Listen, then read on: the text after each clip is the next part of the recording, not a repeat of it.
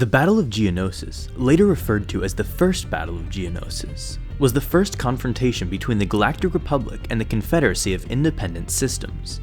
We mainly saw this battle from the perspective of the main characters, but what was the battle like for the average clone trooper? First off, this battle was an absolute chaotic mess that unnecessarily caused a tremendous amount of deaths of both Jedi and clones that could have been avoided had the confrontation been better prepared. At the battle's climax, both sides were pretty much just throwing everything they had at each other, without real proper strategy until near the end. A 501st clone who survived the battle recollected his thoughts to a journal, stating how all the trainings and simulations on Kamino hadn't prepared any of them for the horrors and chaos that was the Battle of Geonosis. The screaming of dying soldiers and the blood that spilled from them wasn't anything like what the clones had trained for. The same 501st clone was later amazed on how they survived the first hour of the battle, let alone the first day. However, after they won, he and his brothers emerged from the battle hardened and ready for whatever fight the rest of the war had in store for them.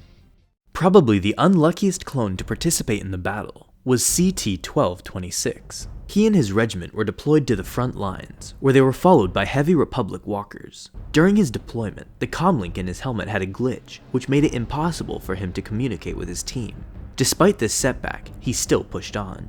Once they confronted a large force of droids, CT-1226 was almost killed by friendly fire when an AT-TE walker malfunctioned and shot in his direction.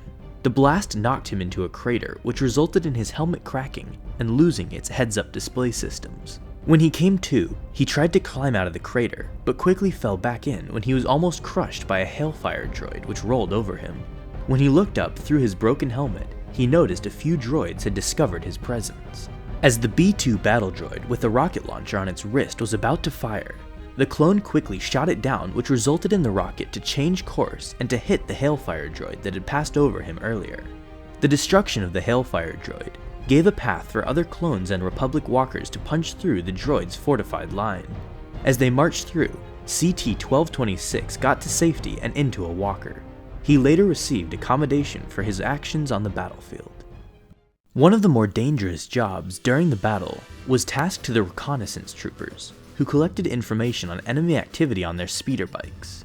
Due to being separated from the main Republic forces, these scouts were very vulnerable to enemy ambushes, with some super unfortunate scouts being literally devoured by multiple Acklays and Nexus that were released from their cage and let loose into the battlefield.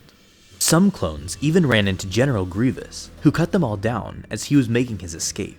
Dooku ordered Grievous to ensure that no one knew of his existence, so he killed anyone who saw him, from lone Jedi to entire clone battalions. Even clone commandos had a rough time during the battle. Delta Squad was one of the few commando squads to successfully achieve all of its mission's goals without losing a single member of its team. Many of the other commando units either lost most of their members or were completely wiped out. Of the 10,000 commandos present in the battle, nearly half didn't make it off the planet alive.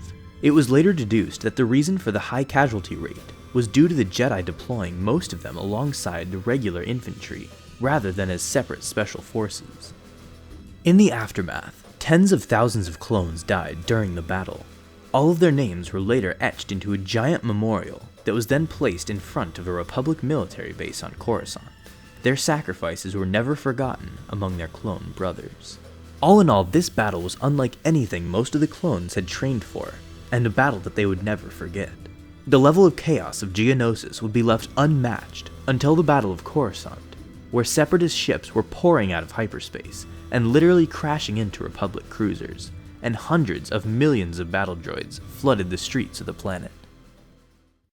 Thanks for watching this video. Be sure to subscribe for more videos like this one. And as always, may the Force be with you.